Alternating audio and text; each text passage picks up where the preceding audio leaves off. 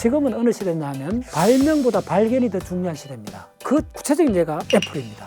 그러면 어떤 능력이 필요하겠어요? 놀라움의 능력이에요. 놀라움은 당신이 알고 있는 모든 지식을 뒤집어 버리는 거예요. 놀라움은 어떤 식으로 키울 수가 있느냐? 방법이 있습니다. 3가지 하시면 돼요. 3가지.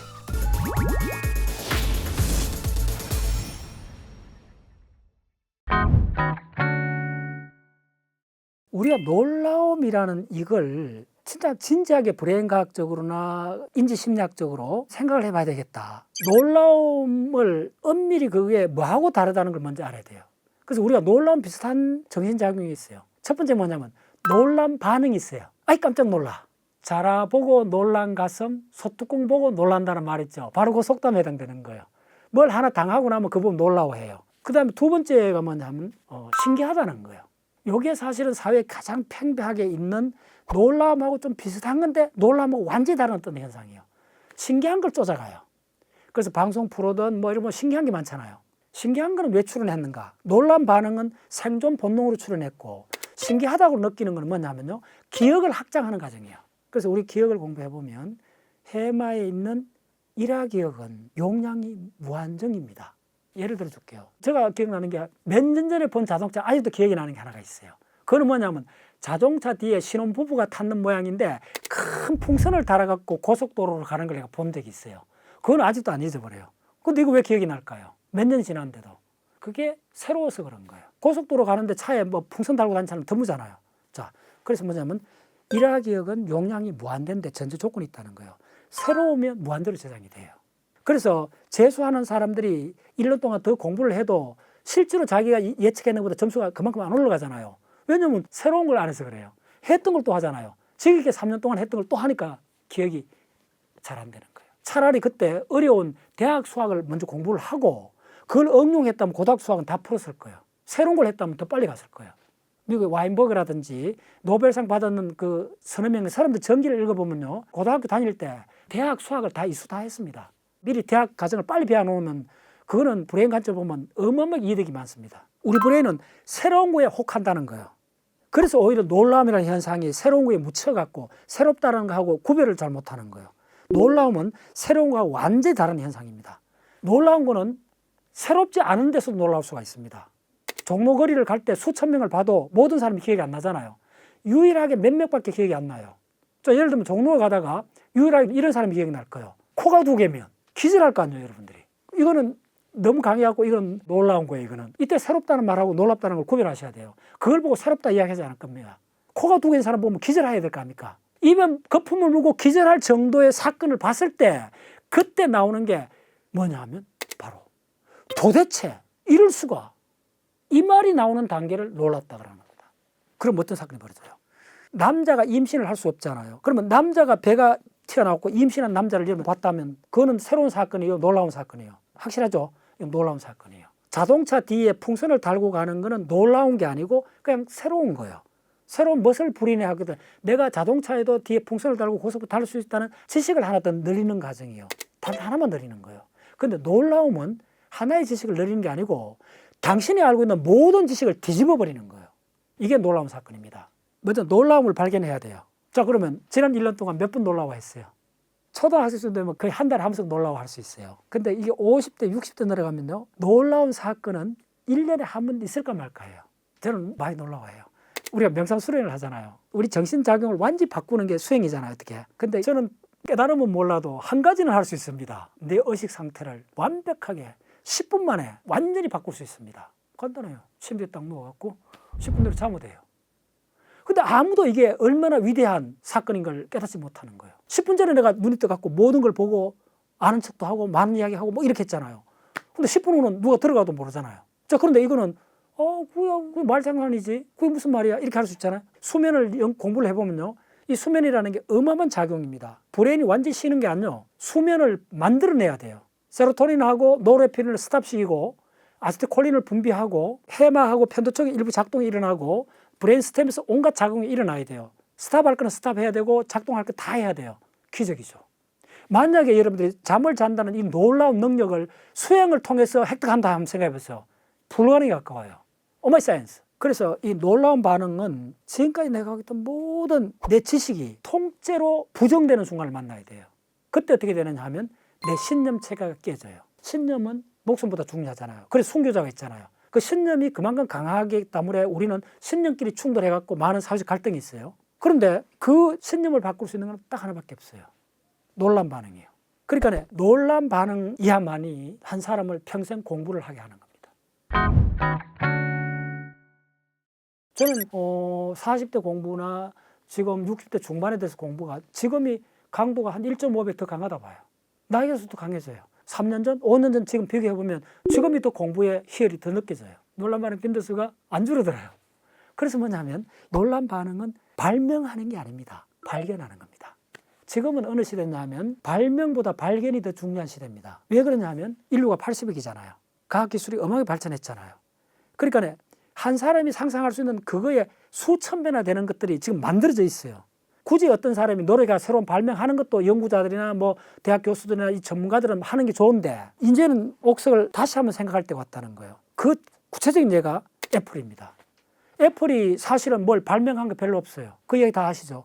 애플은 스크린 터치부터 해가 많은 것들을 그 여러 가지 기술을 다른 연구소나 다른 데서 발명한 걸 모아갖고 조립을 한 거예요. 그 대표가 스마트폰이잖아요. 무슨 이야기를 하냐면 지금은 발명해 놓은 걸 결합하는 쪽이 더 많은 베네핏을 이득을 얻는다는 거예요. 그게 더 창의적일 수 있다는 거예요. 몇 년 전에 나온 책이 이런 책이 있습니다. 어떤 건축가가 했는 책인데 그 사람이 현장 조사도 하나도 안 하고 구글링만 해갖고 독창적인 책을 하나 쓴 게 나와요. 구글에 모든 거 다 있잖아요. 어마어마한 정보가 들어있잖아요. 그래서 구글에 있는 양질의 논문 베이스로 해갖고 많은 연구자들이 발명했던 이야기들을 끄집어내갖고 그것만 연결해갖고 그게 굉장히 독창적인 책이 돼버린 거예요. 자기가 발명한 건 하나도 없어요.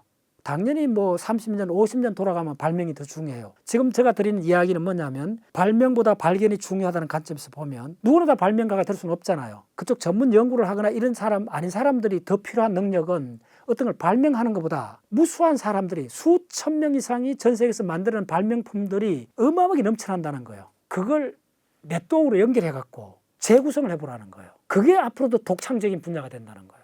그러려면 어떤 능력이 필요하겠어요? 발견의 능력이 필요하죠. 그 발견의 능력이 바로 뭐냐면 놀라움이에요. 놀라우지 않은 사람이 어떻게 발견해요? 그럼 이게 어떤 식으로 연쇄 반응을 일으키냐면요. 놀라움은 산불 같은 현상이에요. 그게 반드시 번져가야 돼요. 놀라움은 내가 하나의 놀라움으로 끝날 수가 없어요. 본질적으로. 연쇄 반응을 일으킨다는 거예요. 무조건 이 순환 구조로 빠져요. 석탄을 캐러 가다가 건강을 발견하면 어떻게 돼요? 건강맥을 파고 들어가잖아요. 그러다 보면 구리 강산도 그 옆에 있다는 걸 알게 돼요. 전부 다 이런 구조로 되어 있다는 거예요. 지금은 발견의 시대예요. 그 말은 또 모든 사람이 집중적으로 키워야 되는 능력은 놀라움의 능력이에요. 놀라움을 키우고 의도적으로 놀라움을 학습하는 방법 중에 첫 번째 법칙을 이야기해 줄게요. 그 질문을 뒤집어 보라는 거예요. 질문의 답은 하나잖아요. 그러면 질문을 뒤집었을 때는 그 질문이 나온 배경 전체가 보여지는 거예요. 나이가 들면 새로운 분야를 들어가기 힘들잖아고 이제 질문을 했다면 그걸 뒤집어 보라는 거예요. 그럼 뭐 어떤 사건이 나오냐 하면 나이가 들어도 새로운 분야 들어가는 사람이 있네라는 게 발견이 돼요. 있잖아요. 그럼 완전 새로운 문이 열려요. 그래서 질문을 뒤집어라. 두 번째는 뭐냐 하면 모든 지식에는 반드시 그림자가 있다. 생각하지 말고 한번 답변을 해보세요. 에집트에 바다가 있나요? 혹시 대답할 수 있나요? 에집트에 바다가 있나요? 이 질문이. 대부분 사람 50% 정도 사람이 글쎄 없을 것 같은데 이렇게 이야기해요. 이게 뭘 의미하는가를 뒤집어 보라는 거예요. 자, 그러면 왜 우리나라 사람들이 에집트에 바다가 있냐 물으면 왜 잠깐 생각을 하게 할까? 너무나 간단한데 지중해 생각하면 있는데 왜 이걸 갑자기 물으면 대답을 못할까? 여기 일말의 진실이 있는 거예요. 뭐냐 하면 우리는 초등학교부터 에집트를 배워요. 에집트를 배우면 반드시 피라미드를 배웠던 거예요. 에집트 하면 피라미드이고 피라미드 하면 사막이 나와요. 맞죠? 사막하고 반대 개념이 뭐예요? 바다잖아요. 자, 이게 뭐냐면 우리가 하나의 지식을 안다는 것은 하나의 그림자를 들이우는 거예요. 오마이 사이언스. 놀랍죠? 서치라이트 빛을 비추면 그 비추는 부분만은 밝아져요. 그거는 알아요. 그걸 안다는 말은 서치라이트 비추지 않는 모든 것은 그림자가 졌다는 거예요. 이게 지식의 함정입니다. 우리가 에집트 하면 사막하고 피라미드를 연결했던 하나의 지식을 얻었잖아요. 얻는 그 반대 비용이 뭐였냐면 바다라는 개념이 희미해져 버렸다는 거예요. 오마이 사이언스. 그래서 어떻게 해야 되느냐 하면 모든 것은 예외 없이 반드시 좋은 점이 있고 나쁜 점이 항상 있다. 이걸 피해갈 수 없다는 거예요. 지식도 마찬가지라는 거예요. 이걸 의식 속에 집어넣으라는 거예요. 우리가 놀라움을 어떻게 하면 의도적으로 만들어낼 수 있는가 방법이 있습니다. 세 가지만 하시면 돼요. 세 가지. 우리가 초등학교부터 많이 했어요. 어제 끓여보세요. 노트에다가. 그걸 뭐라 하죠? 낙서라 그래요. 초등학생들, 중학생들이 좋아하잖아요. 고등학생쯤 가면 낙서를 잘 안 해요. 재밌는 게 유치원에서부터 초등학생쯤 낙서를 많이 해요. 낙서야말로 손이 자유로워진 거예요. 머리대로 따라가는 거 아니에요. 마음대로 하게 하는 거예요. 낙서는 미리 생각한 게 아니잖아요. 브레인을 해보면 가장 많은 신경이 나가는 게 손가락입니다.